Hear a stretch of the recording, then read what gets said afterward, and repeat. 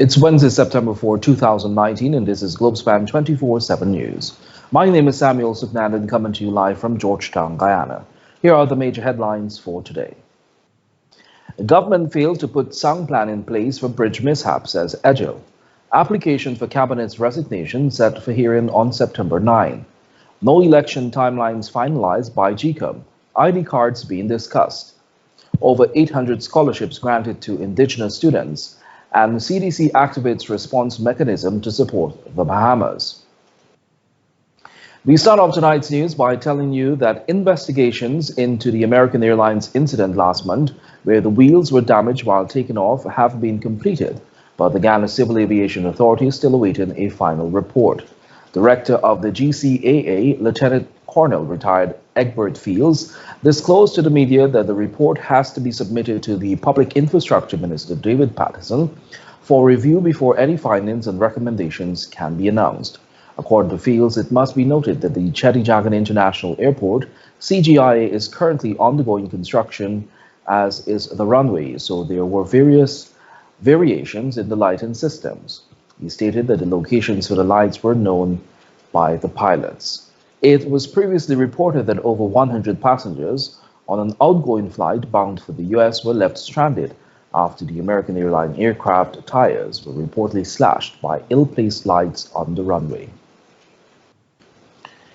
Although the Demerara Harbour Bridge is now back in operation, an opposition member of parliament claims that the situation could have been better dealt with had a contingency plan been put in place. Here's that report. On Monday, the start of the new school year, chaos erupted after a barge crashed into the Demerara Harbour Bridge, rendering it inoperable.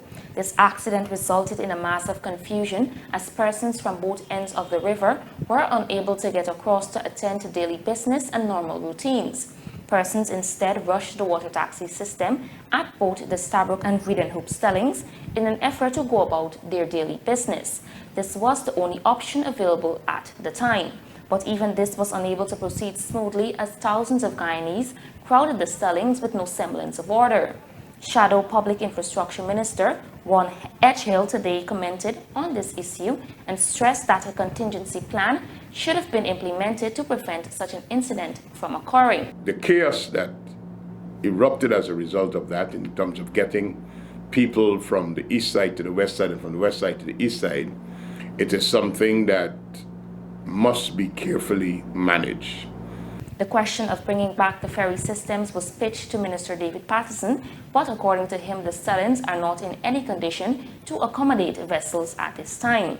In fact, both stellings were deemed unfit to cater for ferries several years ago. According to Edgehill, this idea should not be abandoned. Instead, systems should be put into place so that vessels can assist in the event of a reoccurrence. Any government, including a PPPC government, must put in place contingency plans to ensure that in the event that a bridge or a transportation link across the Demerara River is incapable or unable to operate, our wharves and stellings must be able to accommodate vessels that could move people, vehicles, and goods.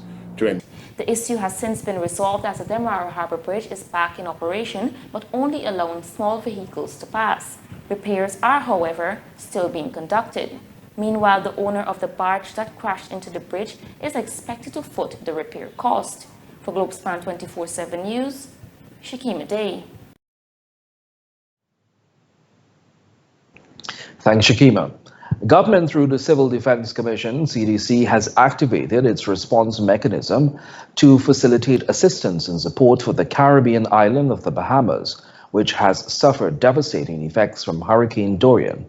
Director General of the CDC, Lieutenant Colonel Kester Craig, said that he will be meeting with members of the Private Sector Commission on Thursday with a view of mobilizing and dispatching resources to the hurricane-ravaged island. He noted that the Minister of State, Don Haston Williams, has been updated on the situation and has already briefed Cabinet on Ghana's preparedness to respond. Lieutenant Colonel Craig said that the Disaster Emergency Management Agency, CDEMA, is monitoring the effects of Hurricane Dorian. The Rapid Needs Assessment Team RNAT, located in the Bahamas, has prepared a pre-impact analysis in collaboration with the national lead agencies, which is currently being reviewed by the government of the Bahamas through the National Emergency Management Agency, NEMA. The devastation is reportedly unprecedented and extensive, with many homes, businesses, and other buildings completely or partially destroyed. According to the Director General, water pumps, bladder tanks, generators, and hygiene kits were the immediate needs identified by the country, but the most appropriate need at this time is financial support. He noted that the CDC plans to establish accounts at various commercial banks in Guyana so persons can make donations for relief efforts in the island. The accounts information will be circulated as soon as they are made available.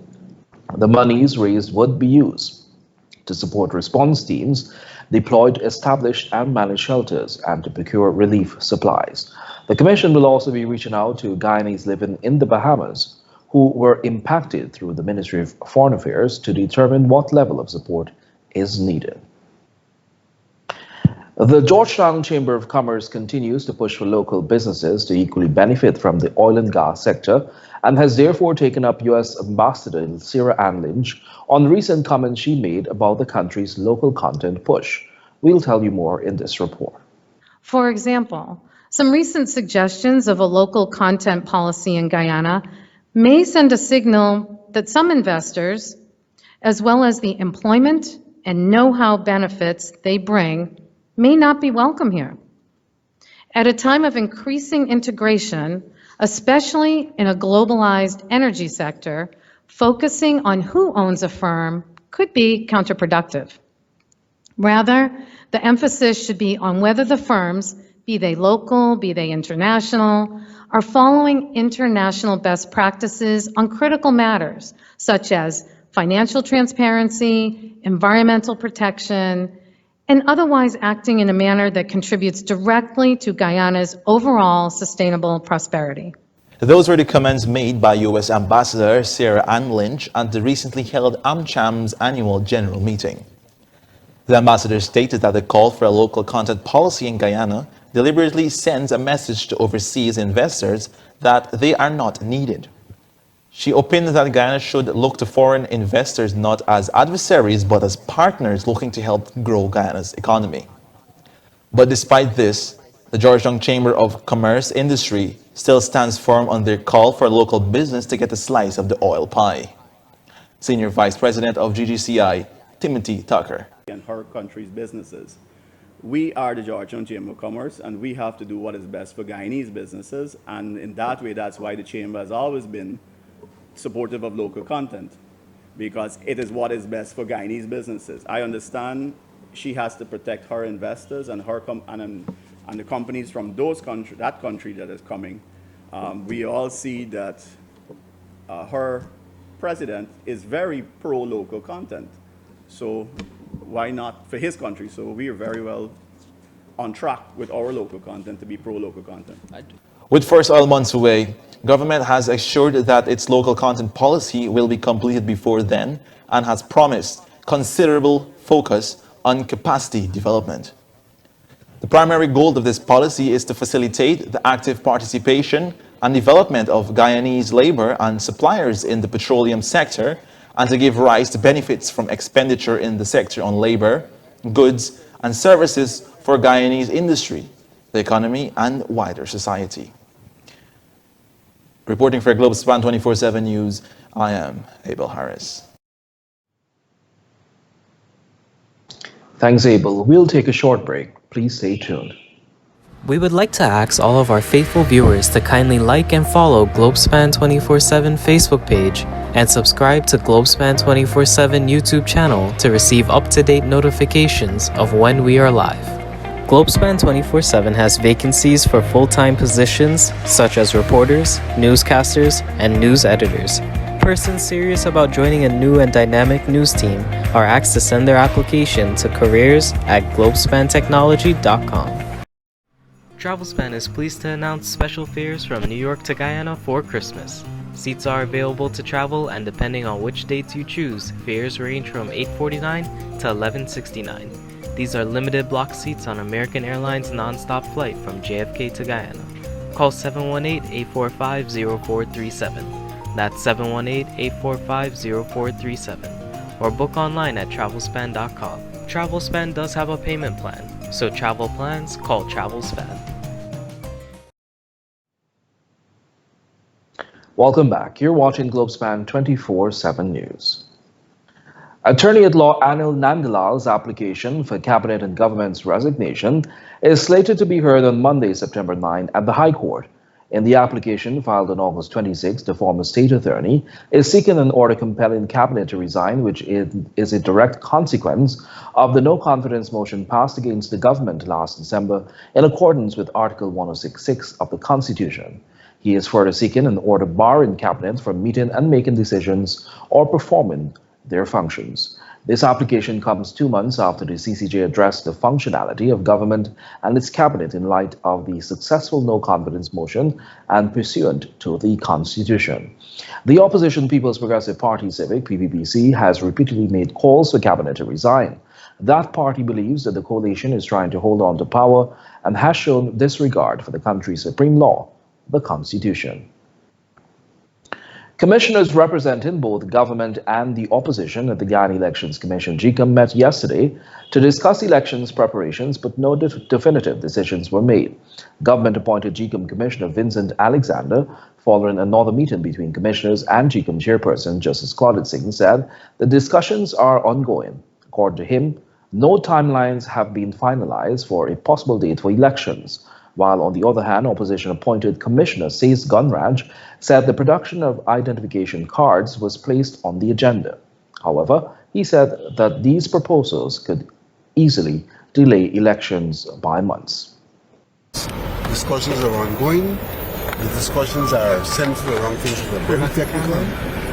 And at this point, I'm leaving before the meeting is concluded. Decisions have not yet been made.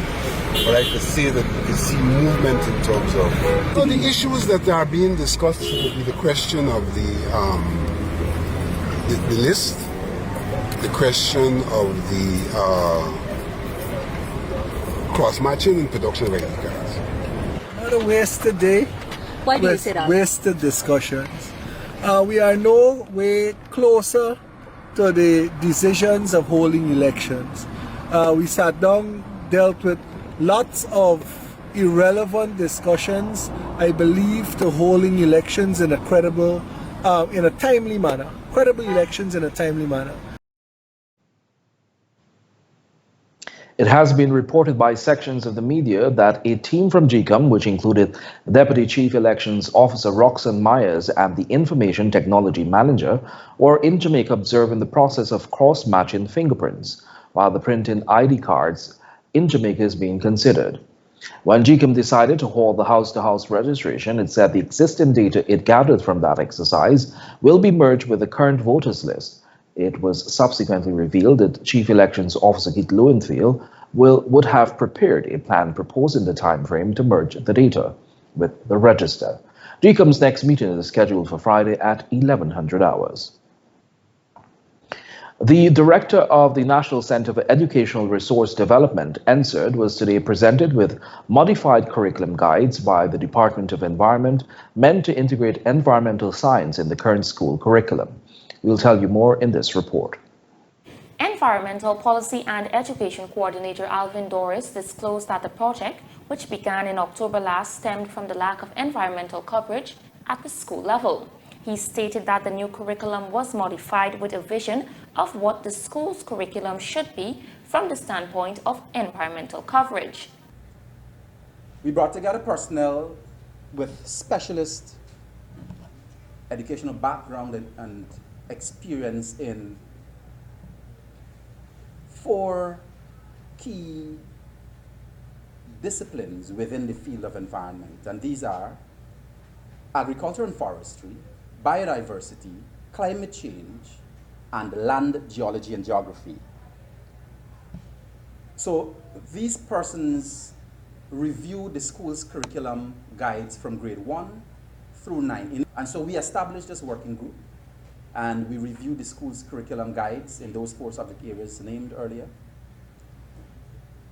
And we saw that the lack of environmental coverage provided us a great opportunity to propose what could be infused.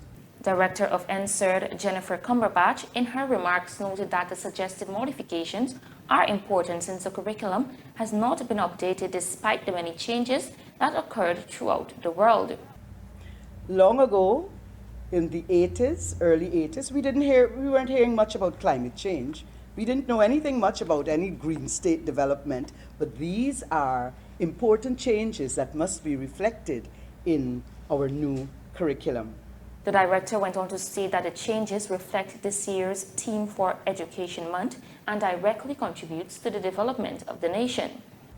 In this month of September, Education Month, we celebrate education under the theme Education, the key to development. And this, what we have been given, ends up being part of that key to the development of our curriculum and of our children. According to the director, the suggestions are expected to be reviewed and the changes soon integrated into the current school curriculum. The suggestions tackle important environmental issues such as climate change, pollution, deforestation, among others. For Globespan 24x7 News, Shakima Day. More than 800 scholarships have been issued to Indigenous students. Minister within the Ministry of Indigenous Peoples Affairs, Valerie Garrido, has said. The minister disclosed this information during an exclusive interview on the National Communications Network radio program Insight. In addition to the 800-plus scholarships issued across the levels of National Grade 6 Assessment, NGSA, the Caribbean Secondary Education Certificate, CSEC, and the Caribbean Advanced Proficiency Examination, CAPE, for 2019, some 67 additional scholarships were granted for tertiary and vocational institutions. These include institutions such as the Rose School of Art, the Guyana Industrial Training Center, the Guyana School of Agriculture, Carnegie School of Home Economics, and the Government Technical Institute. It was also disclosed that 62 scholarships were awarded for students who will be leaving the hinterland to come to the city to undergo their studies at the secondary level. For those who would have fallen just short of the mark for a full scholarship, the ministry will still offer assistance, possibly in the form of uniforms for the year and monthly allowances. A total of 96 students would have qualified for this assistance. Minister Garrido also highlighted that as part of the Heritage Month activities, the Scholarship Division will also bring students from the hinterland regions for tours of the various landmarks and monuments within and around the city. We'll take another short break. Do stay with us. Amro's Travel Service is pleased to support Globespan 24x7 broadcasts. We provide travel solutions via our 4 locations in Trinidad. Chaguanas at 665-3383, Valpa 645-1604, Port of Spain 625-0800, and San Fernando at 652-4789. Remember, when you travel, Amro's is the way to go. This newscast is brought to you with the kind compliments of Globespan GT, with locations in Georgetown and Berbice. For all your travel needs, call Globespan GT at 327-1701, located at Lot 3A North Road, Georgetown, between Camp and Wellington Street. In Rose Hall, call 337-4287, and in New Amsterdam, call 333-6230. Call Globespan today. Thanks for staying with us. We'll now take a look at our regional and international news. As rescue teams fan out in attempts to reach areas of the Bahamas devastated by Hurricane Dorian, dramatic accounts of survival are emerging from the blasted landscape of smashed and flooded homes. Dorian's punishing winds and torrential rain battered the islands of Abaco and Grand Bahama for more than a day and a half, which have a combined population of about 70,000 and are known for their marinas, golf courses, and all-inclusive resorts. The official death toll stood at 7 on Wednesday, but was certain to rise after the islands were blasted with winds of up to 185 miles per hour and a storm surge that sent waters lapping at the second story of homes. Dorian is currently lurking off the coast of Florida and will make a very close brush with the Carolinas. Venezuelan President Nicolas Maduro has put the military on alert ahead of exercises along the border with Colombia, accusing the neighboring nation's president of plotting an attack as tensions mounted between the two South American countries. Open quote. Colombia's government doesn't want peace, Maduro told a class of officers in a nationally televised military ceremony late on Tuesday. It wants war. It wants violence. It was the latest salvo between Maduro and the Colombian president, who have traded accusations of harboring armed rebels recently. Animosity between Colombia and Venezuela flared last week when the former chief negotiator for the Revolutionary Armed Forces of Colombia, or what they call FARC, announced he would take up arms again, saying the Colombian government had failed to uphold a 2016 peace accord. The president of Colombia and the Venezuelan opposition leader Juan Guaido have accused Maduro of harboring leftist fighters in Venezuela. Guaido declared himself interim president of Venezuela in January, claiming Maduro's 2018 re-election was invalid. He has been recognized by Colombia, the United States, and more than 50 countries. Friction escalated in recent days amid the protracted struggle between Maduro and Guaido, who wants to remove the socialist president entirely from the U.S. and Colombia, among others. The struggle has locked Venezuela in a political and economic crisis marked by hunger and mass migration as citizens attempt to secure their livelihoods elsewhere, which critics blame on more than 2 decades of socialist mismanagement. And now for a look at what's happening in the world of sport.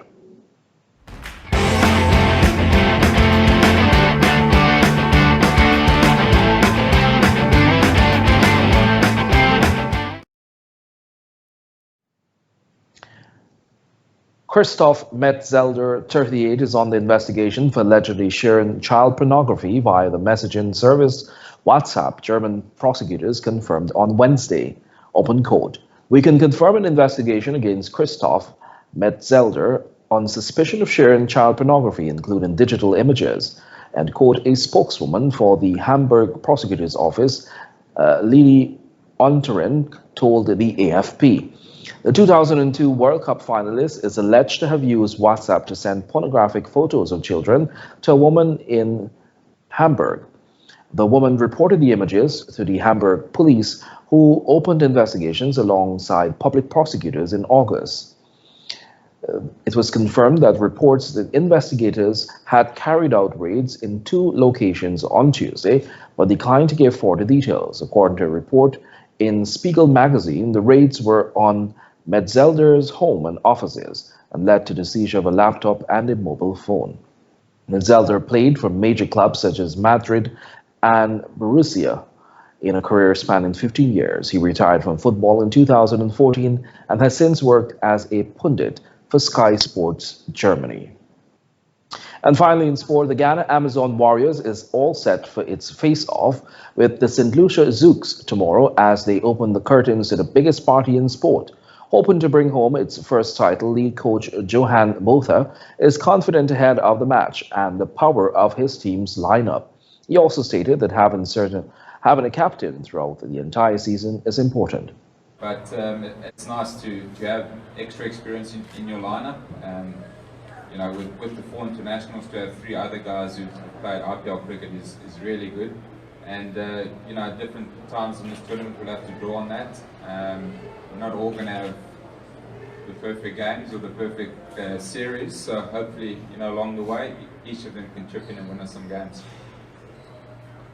Over the years, you've had to chop and change captains at some point in the tournament. It must be a good thing that you have a skipper that will last the entire tournament. That is nice. Yeah, last year was an interesting situation, but I thought we handled it pretty well. You know, managed it towards the end, which I suppose didn't look great from the outside, but to have an excellent international captain all the way through is really good for us. You know, he's really fit still, so you know, we can't really predict what could happen. Anyone can get an injury, but you know, for now, Shoaib's the man for the tournament. The exciting match begins at 1800 hours at the Ghana National Stadium, Providence. And that has brought us to the end of today's news. Before you go, here's a recap of our major headlines. Government failed to put second plan in place for bridge mishap, says Egil. CDC activates response mechanism to support the Bahamas. No election timelines finalized by GCOM, ID cards being discussed. Over 800 scholarships granted to Indigenous students, and Aviation Authority awaits report on American airline runway mishap. Thanks for watching Globespan 24/7 News. On behalf of myself, Samuel Suknandan, the news and technical team, until next time, do have a pleasant rest of the evening. Goodbye for now.